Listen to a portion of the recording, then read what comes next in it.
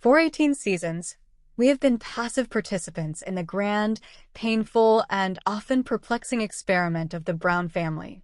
We've witnessed the promises of plural marriage, the growth of a massive family, and then the slow, then sudden, unraveling of almost every foundational relationship.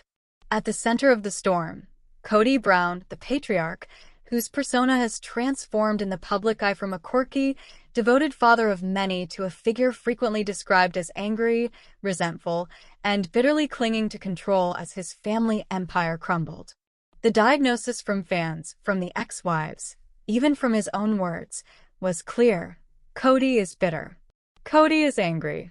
It became the defining read of his character in the post-Cathedral Mountain era. And in the grammar of reality TV and modern pop psychology, we expect a certain trajectory from such a figure: defiance, doubling down, or perhaps a complete retreat from the narrative. What we did not expect, what the carefully cultivated arc of Sister Wives never foreshadowed, was a genuine, vulnerable, and public apology. Yet, in a recent episode/interview, that is precisely what happened.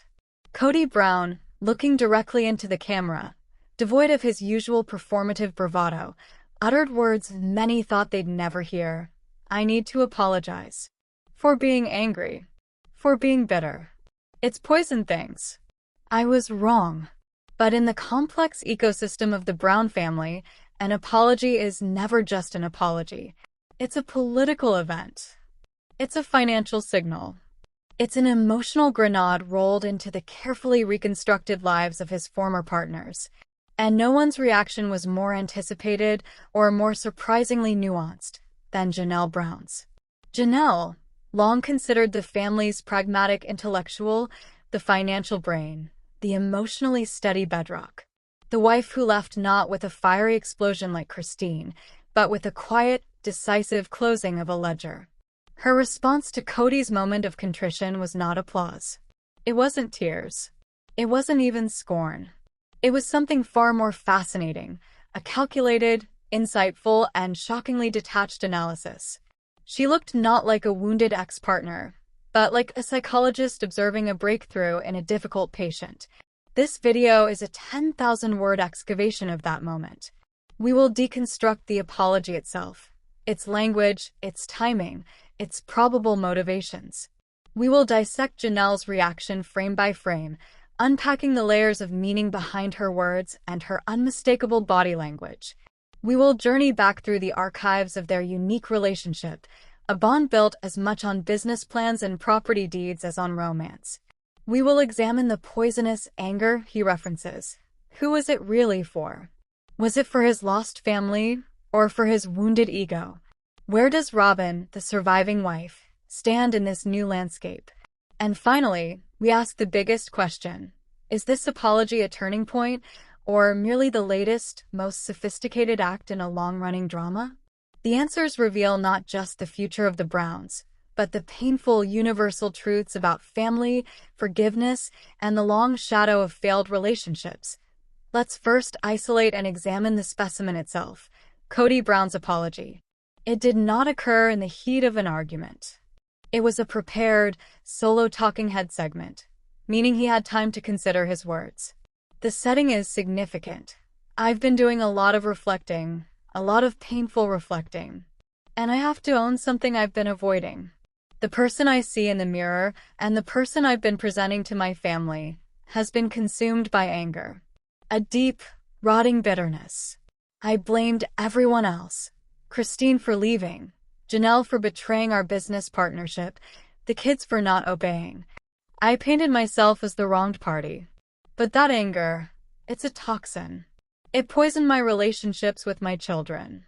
It made me incapable of hearing my wives when they were hurting. I need to apologize. To Janelle, to Christine, to Mary, to my kids. For being an angry, bitter man. I was wrong to let that define me.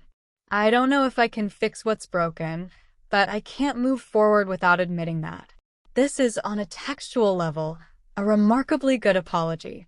It employs several key principles of effective contrition identified by psychologists. 1. Specificity. He names the emotion, anger, bitterness, and its targets. wives, kids. 2. Responsibility. He uses I statements abundantly. He doesn't say you made me angry, but I was angry. 3. Acknowledgement of harm. He explicitly states the poison damaged relationships and blocked communication. 4. Request for forgiveness, implied in the act of apologizing. 5. Partial amends. He states a desire to move forward, suggesting a change in behavior. Compare this to the Kody of season 17. There, his posture was rigid, chest puffed, jaw tight. His gestures were sharp, jabbing fingers. Here, we see a collapse of that defensive physicality. The slumped shoulders indicate a burden. The eye contact is steady but soft, lacking the previous challenge. He touches his chest when saying, painful reflecting, a self-referential gesture that can signal genuine internal focus. The micro-expressions around his eyes show pain, not performative rage. This is not the body language of a man manipulating. It's of a man confronting a painful self-assessment. But context is everything. Why now? Several theories emerge. Theory 1. The financial catalyst. Kody and Janelle's last major conflict was over the family assets, specifically Coyote Pass and the family pot. Janelle's departure is not just emotional, but a complex business dissolution. An angry, bitter ex-partner is a legal liability. A conciliatory, apologetic one can facilitate smoother financial negotiations. Theory 2. The parental reconnection. Kody has been effectively estranged from many of his children. Savannah, Janelle's daughter, was a quiet heartbreak. Gwendolyn, Paydon, and others have been openly critical. This apology could be a first public step towards rebuilding those bridges, starting with the mother who facilitates those relationships, Janelle. Theory 3. The narrative reckoning. After seasons of being the villain, Kody may be experiencing a genuine crisis of conscience, perhaps spurred by therapy or the finality of seeing 3 wives build happy lives without him. The apology is for his own soul. Theory 4. The Robyn factor. Could Robyn, often positioned as the empathetic wife, have pushed for this? Is this an attempt to salvage the family's public image, or even to ease the burden she carries as the sole loyal wife to a man universally panned? The apology is a seismic event, but its true Richter scale measurement is taken in the reaction of those it was meant for. The producers, knowing the weight of this moment, film Janelle's reaction. She watches the clip on a monitor. What follows is a masterclass in emotional intelligence and self-preservation. Wow. Okay. She lets out a soft sigh, almost like a scientist considering data. I hear him. I do. And part of me, a very small part of the woman who was married to him for 30 years, feels a sense of relief that he can see it, that he can name it. The anger it was a wall. You couldn't talk through it, you couldn't reason with it. It made everything impossible. But here's the thing. An apology, especially one that comes this late after the house has already burned down, it's a beginning. It's not an ending. It's him starting his work. My work started a long time ago. My work was leaving. My work was rebuilding my life, my finances, my relationship with my children on my own terms. His apology doesn't change the work I had to do. It doesn't give me back those years of walking on eggshells. It doesn't magically fix the rifts with the kids. So my reaction is, I'm glad for him. Truly. If this means he's going to be less angry, if it means he can have a healthier relationship with our children, then that's a wonderful thing. For them. For me, I've already grieved the marriage. I've already moved through the anger, my own anger. I'm in a place of detached hope. I hope he means it. I hope he follows through. But my peace is no longer dependent on his behavior. That was the whole point of leaving. This is the surprising reaction. It's not vindictive. It's not a tearful reconciliation. It's clinical validation followed by pragmatic detachment. Let's break down her language. I hear him. This is active listening terminology. She acknowledges receipt of the message without endorsing its substance. Relief that he can see it. Her relief is not for herself, but for the cognitive clarity it indicates in him. It's concern for the system's functionality, not her personal wound. The fire analogy. The house has already burned down. This is crucial. She positions the apology as arriving after the point of no return. The marriage asset is a total loss. An apology is a tool for future construction on the empty lot, not a salvage operation. His work versus my work. She fundamentally separates their journeys. His work is internal on his anger. Her work was external on her life. She refuses to let his new journey invalidate or alter the difficulty of hers. Detached hope. This is the thesis statement of her new existence. Hope for the children's sake, but detachment for her own. It is the language of a person who has successfully emotionally divorced, a process far more complete than any legal decree. Janelle is demonstrating what we call post-traumatic growth. Her identity is no longer interwoven with Kody's emotional state. In plural marriage, a wife's emotional labor is often tied to managing the husband's mood to maintain household equilibrium. Janelle has broken that circuitry. Her framing of his apology as his work is a profound boundary. She is saying, "Your emotional journey is yours alone. I am a witness, not a participant." This is an incredibly healthy response, but it's also one that closes the door on romantic reunion absolutely. She is relating to him now as the father of her children, period. To fully grasp the weight of this exchange, we must revisit the unique architecture of Janelle and Kody's relationship. It was never the storybook romance of Kody and Christine, or the tortured loyalty of Mary. It was, from the beginning, a partnership of pragmatism. Janelle was initially married to Mary's brother. She was intellectually restless, drawn to the principle of plural marriage. Her connection with Kody was cerebral. She found in him a partner for big ideas, the family as incorporation, a self-sustaining tribe. She was the CFO, he was the charismatic CEO. Romance was present, but it was not the engine.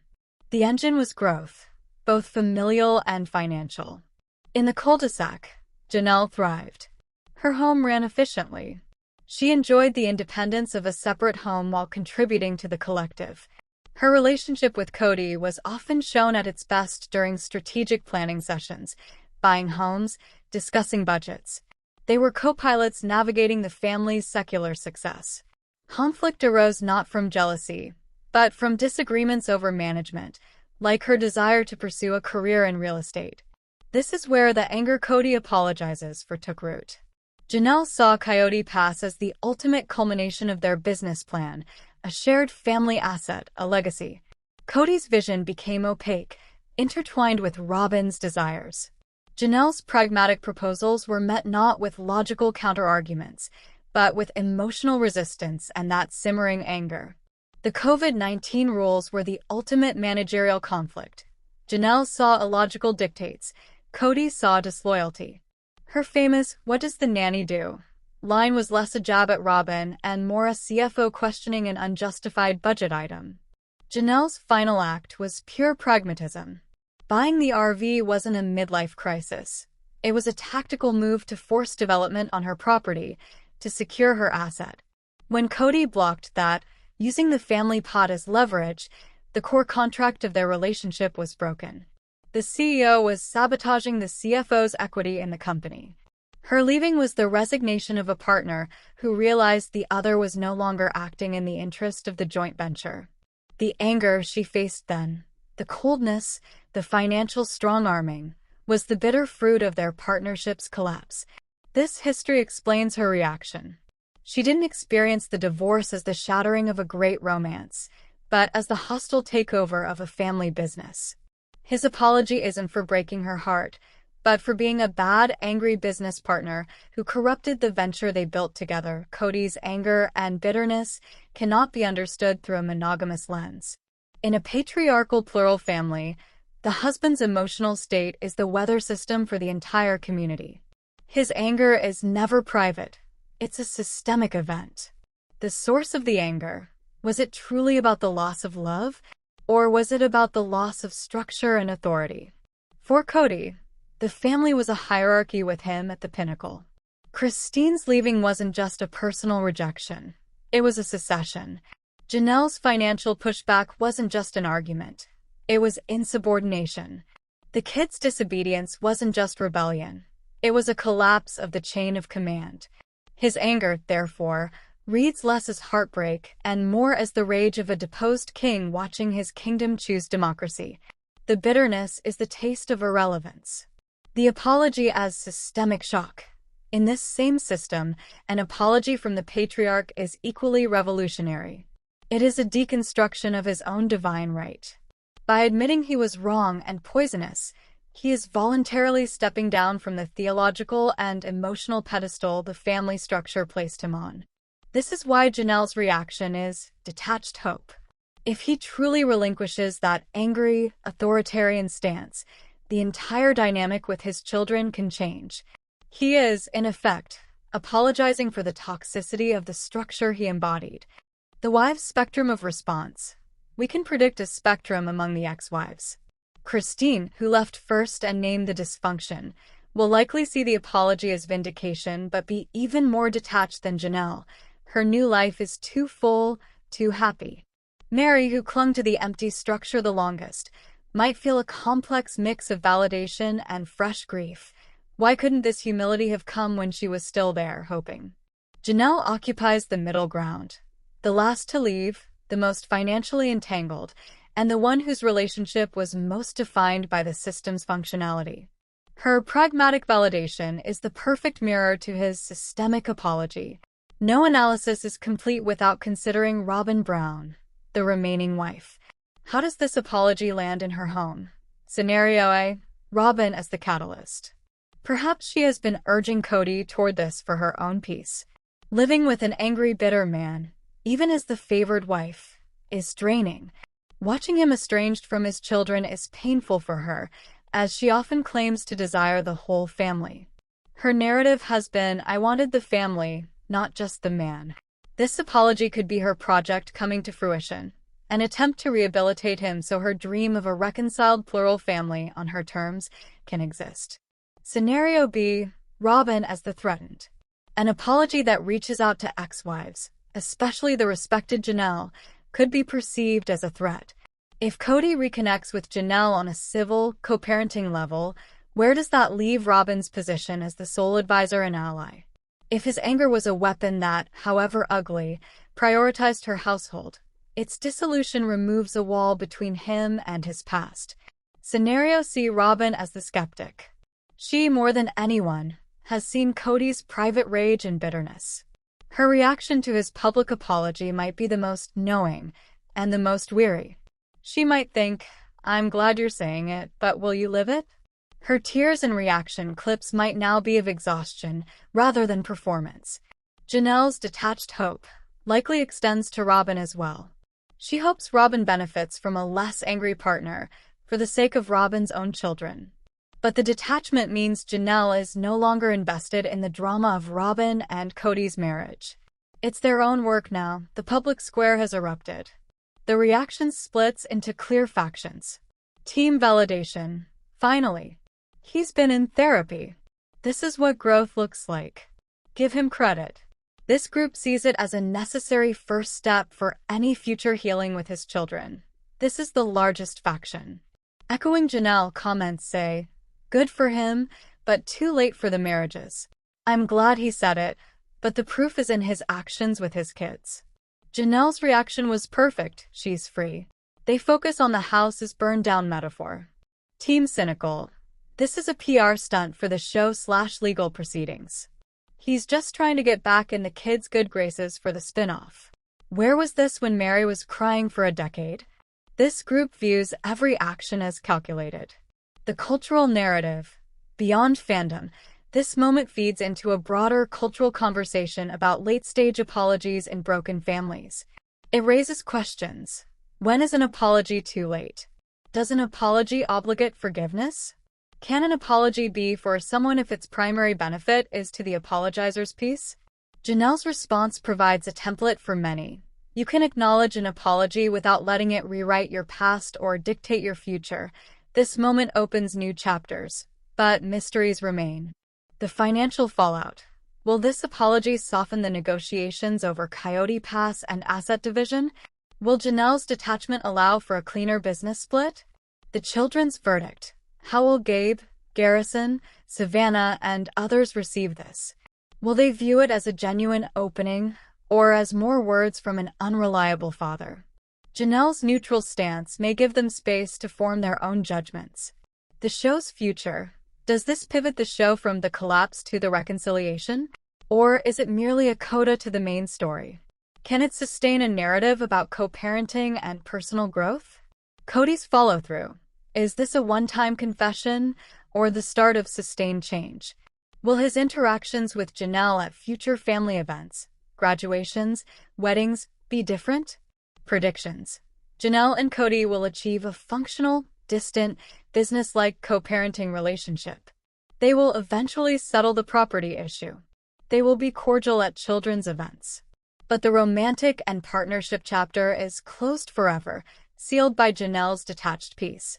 Christine will cheer Janelle's response from the sidelines. Mary will watch from a distance, with quiet sadness. Robyn and Kody's marriage will now be tested not against other wives, but against the reality of just the two of them, without the angry wall as a unifying force. In the end, the most powerful person in this entire saga is not the apologizing patriarch, but the pragmatist ex-wife who received his words with clear-eyed grace. Janelle Brown's surprising reaction, her detached hope, is not a dismissal. It is a pronouncement of liberation. She has done the hardest work, the work of grieving, leaving, and rebuilding. In that process, she reclaimed her narrative. Kody's apology, however genuine, now exists in her story as a footnote about his character development, not a plot twist in her life. She offers him validation, because she is secure enough to be generous. She withholds full re-engagement, because she is wise enough to protect her peace. She hopes for her children's sake, because she is still a mother who wants healing for them. This moment encapsulates the entire journey of sister wives, the tragic collapse of a complex family structure, and the emergence of the individuals, particularly the women, from its ruins, stronger, wiser, and finally in control of their own stories. Kody's apology may be for his anger and bitterness, but Janelle's reaction is the definitive answer to it, a quiet, unshakable, and supremely pragmatic peace. The house burned down. She's already building a new one on her own foundation. And his apology is just a piece of lumber from the old place. It might be useful, but it's no longer essential to her structure.